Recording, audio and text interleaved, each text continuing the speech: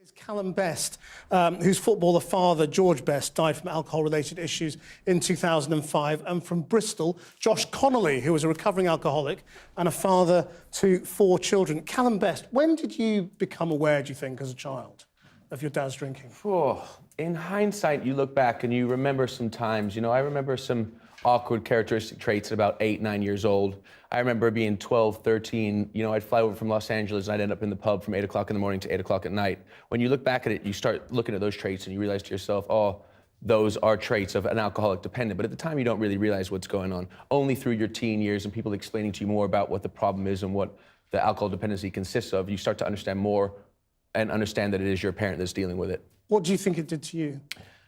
Where do I start? I mean, at a young age, caused me a lot of insecurities, caused me a lot of anger, caused me a lot of confusion, embarrassment, not knowing really where to turn to who to talk to. You know, at a young age, you keep those kind of things in, and if you keep those things in throughout your later years in life, they affect you even more so. That's what I'm finding out now, and I find out what's so important now is that you have to be able to talk about that, and that's why it's so important to be able to spread the charity like NACOA and let people know that there are anonymous helplines that people can call up and talk about, because a lot of people are embarrassed to do so. Are you angry about it now? For me personally, I can't be angry about it because I lost my dad. I have to so many ways look back and think about the good memories, but I'm angry about what could have been. Just like that, what that lovely girl said there, you're confused. Even that when they said to you, still love your mom, and she says she doesn't know, you think, well, that's the effect that it has, you know? I'm not angry. I'm upset that the demon that was alcohol dependency took over my dad's life and ruined our relationship, but I'm very blessed to be my dad's son. I'm very proud of him at the same time. Josh Connolly, what effect do you think your drinking has had on your children? I think it's probably hard to tell when my children are still quite young, and I have stopped drinking for like 4 years now. So we do talk about it, me and my children, but it's hard to tell, because I think if there has been an effect, it may be more noticeable as they start to grow up. So how do you feel about your own past behaviour now?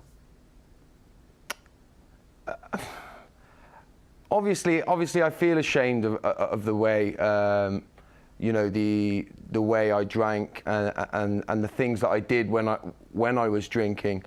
But I feel grateful for the second chance that I've got, and the fact that I am able to live differently today. There was one of those graphics in the campaign about how the children of alcoholics are so much more likely to become alcoholics themselves. How does that affect you? Well, I'm the child of an alcoholic as well. So my father died when I was around 8 or 9 years old. So I had all these feelings that we've just been listening to myself growing up. And for me, I always sought escape through alcohol. And you know, it started to cause problems for me probably, you know, when I started to have more consequences from my drinking. You know, when my children were born and I had to start being a father, drink prevented me from being able to do that properly, you know? I think what's great, Josh, I think it's great what you're doing now, and I think the key message that Josh just said there, that's such a simple one, is that he's talking to his kids about it now. They might be too young, but there's still communication that some people lack or don't know where to go to, where to talk about it. Sometimes it's not easy to talk to your parent about it. I struggled with it, but as long as Josh and I can spread the word that there are places to go and talk about it, that will be a key factor for anybody dealing with this problem as well. Where do the children go?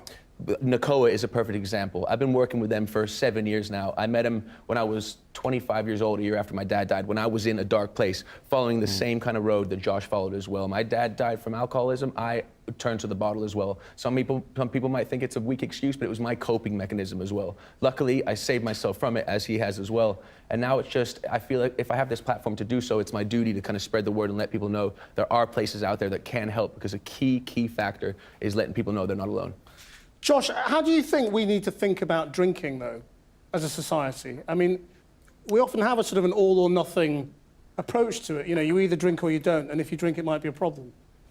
Yeah, I think firstly, we need to get rid of the stigma around drinking. I mean, for me, my problem wasn't always necessarily the drinking. It was the way I felt when I was sober, and so the need for me to drink. I think we need to get away from looking at drinking as just being bad and trying to get children to open up early, you know, and to look at the reasons why they're drinking, and for it to be okay to talk about these feelings, you know. I think possibly the reason I've been able to have a new life is from a very young age. My mum always told me about this illness, and she was, you know, she always expressed that if I ever got to the point where I struggled, then I would have to get help, and I think that's probably saved my life, arguably. Josh Connolly, Calum Best, thank you both very much.